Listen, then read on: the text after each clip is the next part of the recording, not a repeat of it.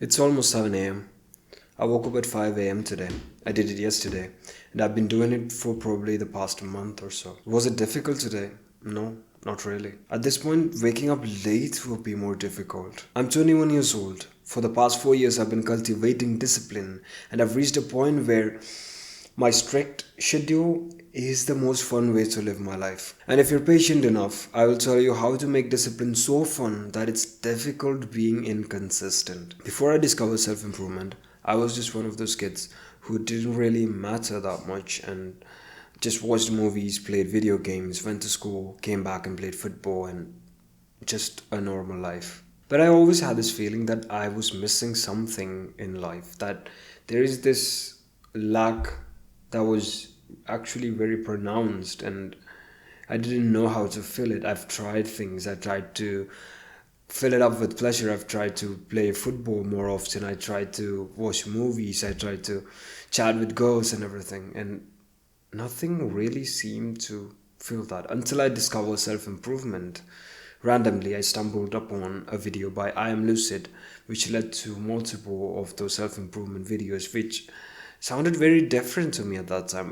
I just didn't really listen to messages which talked about delayed gratification and things like that, where it's just the anti of the things that you've learned so far, the anti of the way that you thought how life was supposed to be lived.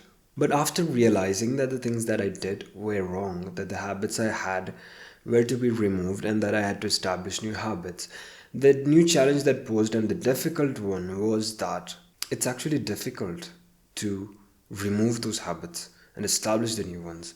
One of the first books that I read after MJ DeMarco's Millionaire Fastlane was Atomic Habits by James Clear. And it was clear to me that to remove those unwanted habits, I need discipline. I used to watch porn, I used to watch movies, I spent a lot of time scrolling, I was playing video games.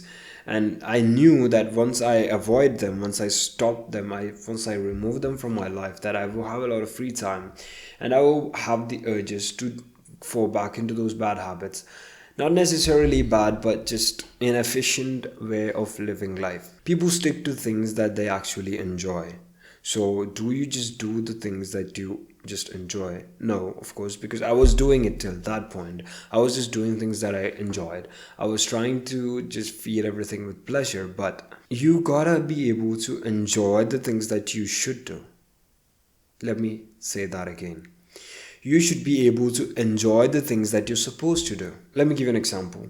I had to establish a habit of reading books, of non-fiction, of things that I can actually learn from. Books like Millionaire Fastlane, Atomic Habits, Deep Work, Psychology of Money, The Power of Now, Psycho-Cybernetics, all those books that I wanted to read. But for sure you will be bored of those books because you've conditioned yourself to enjoy fast-paced media because you've been scrolling so long, you've been watching hyper-edited Mr. Beast style YouTube videos and all those things. And now you want to have a habit of quietly reading a book. And it is not that stimulating. It's kind of difficult at this point because you can't really focus for that long without that much stimulation. You need to feed those neurons and you need to pump that dopamine and everything for continuing focus. Something that doesn't stimulate you doesn't hold your focus anymore. For me, if I just wanted to read some books, I knew I had to quit those scrolling habits. I need to rewire my brain to focusing on things that doesn't give me that much stimulation. For example, this video, if you watched through this video till this point, that means you do have a much better attention span than the average person. I wanted to establish that. So first thing I did was, of course, I deleted Instagram and all the social media, and I stopped consuming this hyper edited Mr. Beast style YouTube videos. I started watching videos like this where it's about the message, it's about the things, and it feels more like a conversation with that person. So I'm literally just talking to you. I'm acting like if you're just sitting in front of me and I'm telling you things.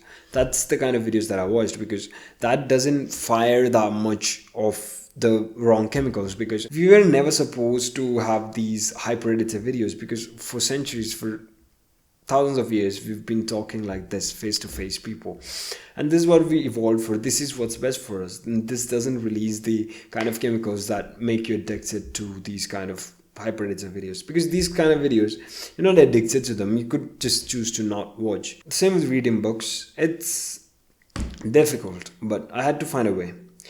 The way I did it was, one, I had to enjoy the books that I read. So how do you make sure that you enjoy books better? If you have less things that give you more enjoyment than reading a book, then you'll enjoy reading the book more. You need to lower your threshold of fun so that the things that give you less stimulation will be more fun. Like reading a book, for example, attaining knowledge through podcasts and books and these slow conversational YouTube videos just giving you value. That's what I did. It took me a lot of time. I had to give myself an environment in a way that I forced myself to read. Gave myself a situation where I had to read 10 pages every night before I go to sleep. And at that time, I restricted my phone because I would leave my phone in another room so that I only have the book that I need to read. And that's how I established the reading habit. And once I established the habit, it just gotten more and more fun. And once the habit is established, then you start reading those books for fun. And when you start reading the books for fun, you just feel like reading. It's like I get curious about sleep. I would read Why We Sleep by Matthew Walker. I want to learn about, let's say, psychology. Then I read Influence by, what's his name? Carnegie. The point is, if you can enjoy the things that you should do, then you'll do the things that you should do. Get it? Like you would do the things. Then, because you're doing things, life becomes more fun. And life is fun in a way, in a more purposeful way, in a way more intentional. And it just makes you a happy person, and all the good habits that you should do and want to do will be done, and you'll be happy and you'll be enjoying them, and that's the life that you would want to do. And every now and then something will come along that gives you a very high level of enjoyment than the habits that you have. Let's say you have a crush on someone, you fall in love with something. When you get something that gives you that much pleasure, what happens is that the things that you were doing all this time at a lower level of enjoyment, but because your threshold was low, it matched and it was satisfying for you. Now there are other things that give you much more enjoyment than the things that you want to and should do. Then these things that you want to do and should do becomes boring. So it becomes this balancing game of what do you avoid? The 80-20 rule. Okay, which things should I avoid from my life so that I can live a more consistently low wavelength life? What's wrong with a low wavelength satisfied life? There is nothing wrong, right? That is the balance that you would have to learn. And this, you can click here for the video which I talked about how I made my life boring and why you should do that too.